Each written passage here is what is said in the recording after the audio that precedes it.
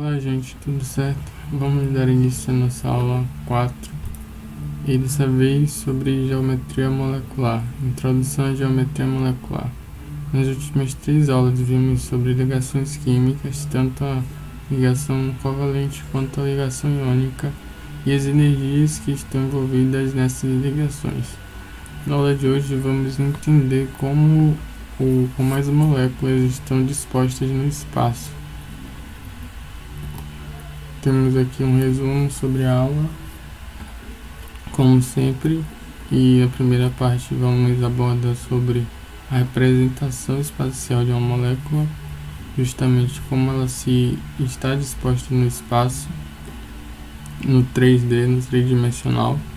A segunda parte sobre a eletronegatividade, que é uma propriedade dos átomos, e por fim sobre a polaridade das moléculas e como as três estão todas relacionadas entre si.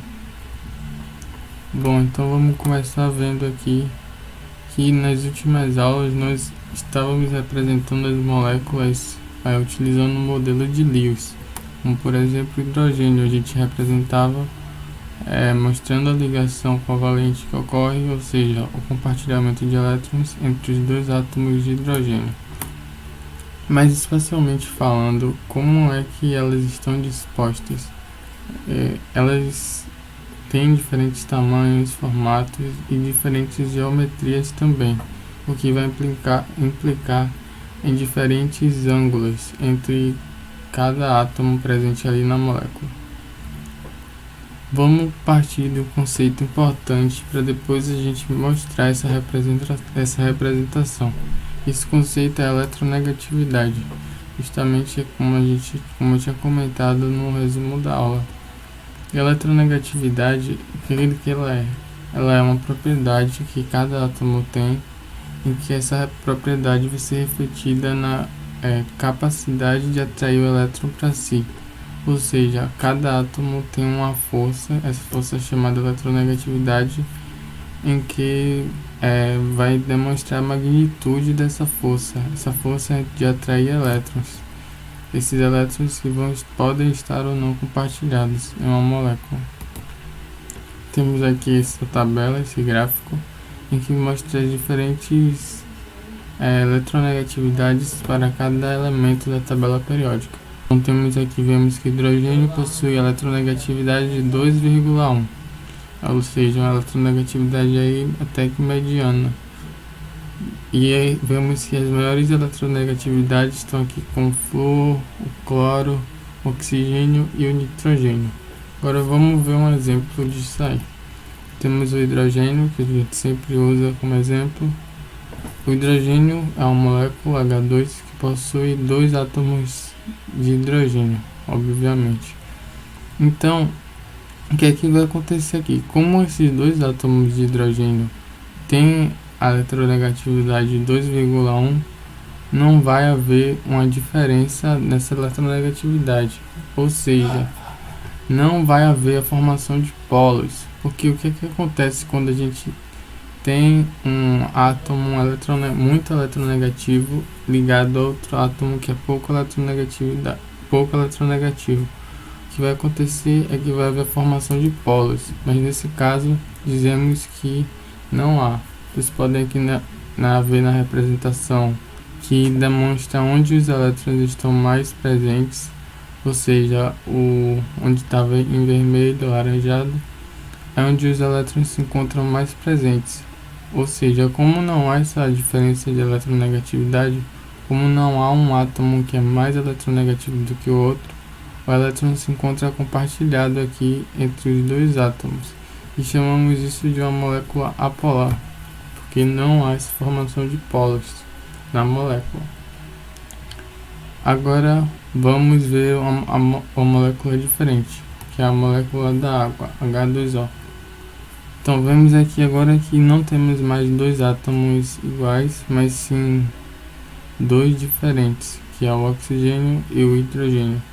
E podemos ver que a eletronegatividade do oxigênio é de 3,5 mais ou menos. Então é até que bastante maior do que a do hidrogênio. Ou seja, o oxigênio vai tender a atrair mais para si esses dois pares de elétrons, mudando assim esse mapa eletrostático, essa representação eletrostática que foi no hidrogênio. Então, analisando ela, vimos aqui que a área mais em vermelho, alaranjada, vai estar por conta perto do oxigênio, porque ele tem uma maior eletronegatividade, ou seja, ele vai atrair mais esses pares de elétrons para si, formando assim, tornando assim com que a molécula tenha uma formação de polos, ou seja, vamos ter um polo negativo por parte do oxigênio e os polos positivos por parte do hidrogênio. Isso daqui não representa a carga total do átomo, mas sim uma carga parcial, ou seja, significa que o oxigênio está sendo mais negativo do que os átomos de hidrogênio, por conta dessa atração maior pelos elétrons que ele tem. E chamamos essa molécula de uma molécula polar, por conta dessa formação de polos. Mais para frente vamos adentrar mais sobre esse conceito de polaridade. Por hora vamos nos manter apenas na representação espacial de uma molécula ainda. Bom, e aí vocês podem perguntar qual a importância de saber como se representa tridimensionalmente ou espacialmente uma molécula. O que acontece é que, como um exemplo bem legal, é que os cheiros que sentimos, as moléculas que estão presentes no ar, só conseguimos sentir o cheiro delas porque algumas delas possuem certas geometrias, tais geometrias que podem ou não se encaixar nos nossos receptores da narina, ou seja, se eles se encaixam perfeitamente, podemos acabar sentindo esse cheiro, mas se eles não se encaixam, acabamos não sentindo. O mesmo acontece com a visão também. Então, nesse caso, a geometria vai ser importante para saber disso, para a gente avaliar isso, analisar. Temos aqui de novo o exemplo do hidrogênio, e essa é a apresentação da estrutura de Lewis, como a gente já viu nessa aula e nas últimas aulas. Agora, se eu quiser representar ela tridimensionalmente, como fica? Ela ficaria mais ou menos assim. Esse modelo é chamado modelo de bola e vareta, em que a gente representa os átomos como bolas de diferentes tamanhos e a ligação entre eles acontece por uma vareta. A gente vai utilizar um site chamado Molview para poder analisar isso de uma forma melhor. Esse mesmo site será o site que vocês poderão utilizar para fazer a atividade da pós-aula, pois uma das questões consta na avaliação das geometrias das moléculas, e esse site, como vocês vão ver agora, ele é muito bom para avaliar isso, e avaliar ângulo ou algumas outras propriedades. Então vamos lá para o site. Bom, aqui estamos no site. Então, quando vocês entrarem, assim que vocês entrarem, deixa eu recarregar a página, vai aparecer essa tela. Vocês vão clicar aqui em close para fechar, e aí normalmente vai aparecer alguma coisa para não ficar em branco. Vocês vão clicar aqui na lixeira para limpar tudo. E aí vamos começar com alguns exemplos para se familiarizarmos com esse site. O primeiro exemplo que eu quero trazer é o exemplo da molécula da água, ou seja, H2O. Vamos colocar aqui, vocês podem selecionar o átomo que vocês querem. Caso não esteja aqui na lista que você quer, você pode clicar nesses 3 pontinhos e vai abrir a tabela periódica para vocês escolherem. Bom, vamos ficar com hidrogênio apenas. Como H2O são 2 átomos de hidrogênio, eu vou botar 2 vezes. E 1 átomo de oxigênio. Bom, aqui na esquerda vocês podem ver que aqui no começo tem vários tipos de ligação. Ligação simples, ligação dupla, ligação tripla. Esse formato de ligação preenchido e ligação riscado é para representar tridimensionalmente algumas moléculas orgânicas. Não vamos utilizar essa ferramenta, nenhuma dessas aqui, pois são voltadas mais para as moléculas orgânicas. Vamos nos manter apenas nas ligações simples. Bom, vou linkar uma ligação aqui, eu posso clicar e mover, conectar ao átomo que eu quero ligar. O oxigênio faz uma ligação simples com o hidrogênio e outra ligação simples com outro hidrogênio. Percebam que normalmente teríamos que representar os elétrons emparelhados e livres aqui do oxigênio, mas a ferramenta já reconhece que existe, mas não mostra. Se vocês fizerem algo errado, vocês podem apagar aqui, por exemplo, e refazer.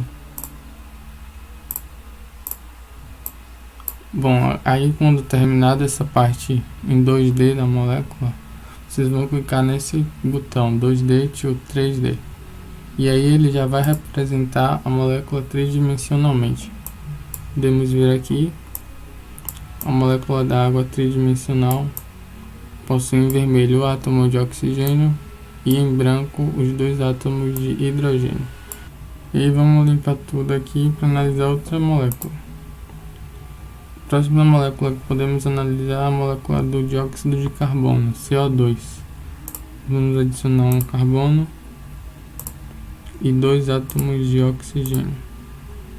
Selecionando aqui a ligação dupla que ocorre entre dos oxigênios, percebam que o átomo de carbono sumiu. É porque esse site é voltado para moléculas orgânicas, e na química orgânica nós ocultamos a representação do carbono. Então não é estranho se acontecer isso. E aí eu vou ligar a outra dupla ligação no outro oxigênio. E aí eu vou clicar em 2D to 3D. E aí temos a representação espacial dessa molécula. Agora, para analisar a propriedade que é o ângulo de ligação, vou estar utilizando a molécula do metano, que é o CH4. Adicionar um átomo de carbono e 4 átomos de hidrogênio. Fazer as ligações simples e clicar em 2D to 3D. E aí eu tenho aqui essa estrutura, que é a molécula do metano. Então, clicando aqui em JMOL e depois em Angle, nós podemos selecionar 3 átomos para analisar esse ângulo dessa ligação. Selecionar o oxigênio, carbono e o outro oxigênio. E temos aqui um ângulo de 109,5.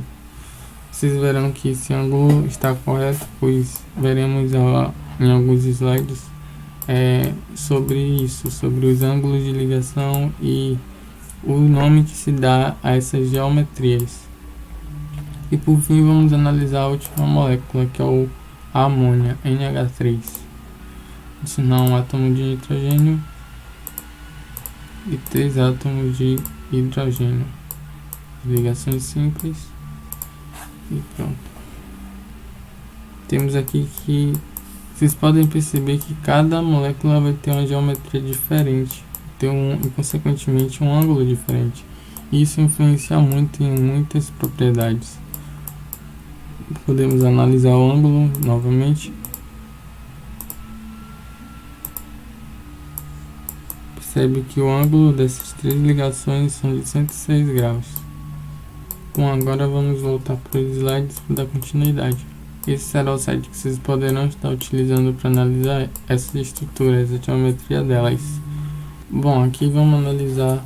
Vocês viram no exercício da pré-aula que tinha um vídeo de um experimento, ou vocês mesmos terem feito eles, que é a mistura que ocorre entre a água e o óleo. A gente percebe que nessa mistura as 2 substâncias não se solubilizam entre si, não se misturam. É formado duas fases, a fase do óleo e a fase da água, indicando que não há essa interação entre as 2 substâncias. Bom, e nesse caso identificar se a molécula é polar, polar ou apolar é importante, já que isso vai influenciar em diversas propriedades. E como já foi dito, e o que vai influenciar nessa polaridade das moléculas é justamente a questão da geometria também. E para analisar a geometria, como vimos lá no site, temos que levar em consideração esse modelo, que é o modelo de repulsão de pares eletrônicos do nível de valência, ou simplesmente RPNV.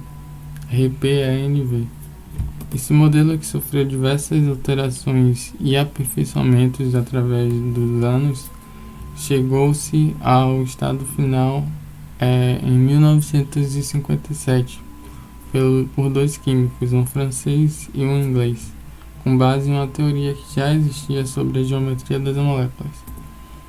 E esse modelo tem 3 preceitos básicos que tem que ser sempre levado em consideração para fazer a análise das geometrias.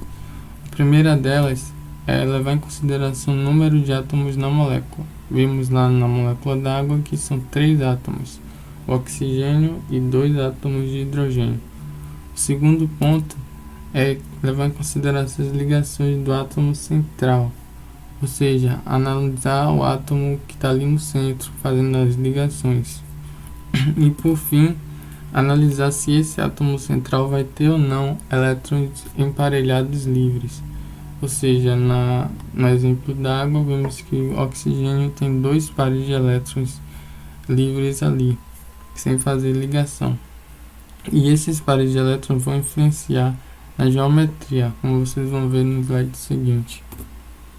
Temos aqui essa tabela se vocês quiserem analisar melhor, vocês podem pausar o vídeo e dar uma analisada, porque é uma tabela bem interessante. Temos aqui moléculas temos 2 átomos, 3 átomos, assim sucessivamente. E aí tem essa análise sobre o átomo central, se o átomo central possui parede de elétrons. Vamos pegar aqui uns exemplos para analisar. No caso de 2 átomos, quando não possui átomo central, no caso da molécula de hidrogênio, temos que a geometria vai ser linear, ou seja, 180 graus. No caso aqui, quando há átomo central, vamos ter que a geometria também vai ser linear com 180 graus, mas vamos ver que se o átomo central tiver parede de elétrons, como no exemplo aqui de baixo da água, a geometria já não vai ser linear, mas sim angular, e o ângulo vai mudar. Isso porque esses pares de elétrons vão causar uma repulsão na ligação, no ângulo de ligação, fazendo com que haja essa inclinação dos 2 átomos de hidrogênio. Isso ocorre para uma maior estabilidade, pois energeticamente mais favorável ocorrer essa repulsão para que esse ângulo fique com 104,5 graus. E aí, como vimos, temos aqui um exemplo do NH3 que vimos no site. Esse par de elétron aqui está fazendo essa repulsão, fazendo com que a geometria dessa molécula seja piramidal ou pirâmide trigonal, com ângulo de 107 graus. Temos aqui, no caso de 7 átomos, 6 átomos e 5 átomos. Então essa tabela é bem interessante para fazer análise e estudo, pois aqui consta o nome das diferentes geometrias e os seus respectivos ângulos. Então vocês podem dar um print nela para dar uma estudada melhor ou pausar o vídeo para analisar. Bom, agora que falamos sobre como esses átomos e moléculas estão dispostas no espaço, podemos falar da propriedade da polaridade. Vamos considerar a molécula do CO2, dióxido de carbono, e pegar a sua representação tridimensional, ou seja, espacial. E vemos aqui, como sabemos que o oxigênio é mais eletronegativo que o carbono, percebemos que o oxigênio tem eletronegatividade de 3,5, enquanto o carbono tem aqui de 2,5. Ou seja, vai haver essa formação de polos, mas vamos analisar isso. Percebemos aqui que temos um elemento novo, que são os dipolos de ligação. Ou seja, o que é que significa? Esses dipolos se vão encontrar no livro como um momento dipolar, que é basicamente um vetor. E esses vetores podem ou não se somar ou se anular. E esse vetor vai sempre ser direcionado para o átomo mais eletronegativo. Ou seja, esse vetor está indicando que o átomo de oxigênio está atraindo os elétrons da ligação mais para ele do que para o carbono. E o mesmo acontece no oxigênio aqui da esquerda. Ou seja, podemos ver aqui no mapa eletrostático que os elétrons estão mais concentrados perto do oxigênio do que do carbono. Só que como a geometria é linear, esses dipólitos vão se anular, ou seja, eles estão indo em sentidos diferentes. Então eles vão acabar se anulando, fazendo com que o momento dipolar dessa molécula seja zero. E por ter um momento dipolar zero, essa molécula é considerada apolar. Vamos analisar outro exemplo, um exemplo da água mais uma vez. Vemos aqui o mapa do potencial eletrostático da água, como já vimos antes. E pelo oxigênio ser mais eletronegativo, ele vai atrair mais para eles os elétrons da ligação. Então vamos ter dois vetores aqui também. Só que dessa vez esses vetores não estão se anulando, eles pelo contrário estão se somando. Então temos que um vetor vai para cá, outro para cá. Então vamos ter a soma desses vetores dando origem a um novo vetor. Ou seja, essa molécula vai ter momento dipolar, porque esses vetores não vão se anular. Então essa molécula, por conta disso, é considerada uma molécula polar. Bom, então essa foi a aula de hoje. Não se esqueçam de entrar na pós-aula e resolver o exercício. No exercício vocês vão precisar, se quiserem, se for necessário, usar aquele site que eu demonstrei aqui na aula, pois ele é muito interessante para analisar a geometria e o ângulo das moléculas. E analisando a geometria vocês conseguem definir qual que é, utilizando esse site. Então até a próxima aula, pessoal.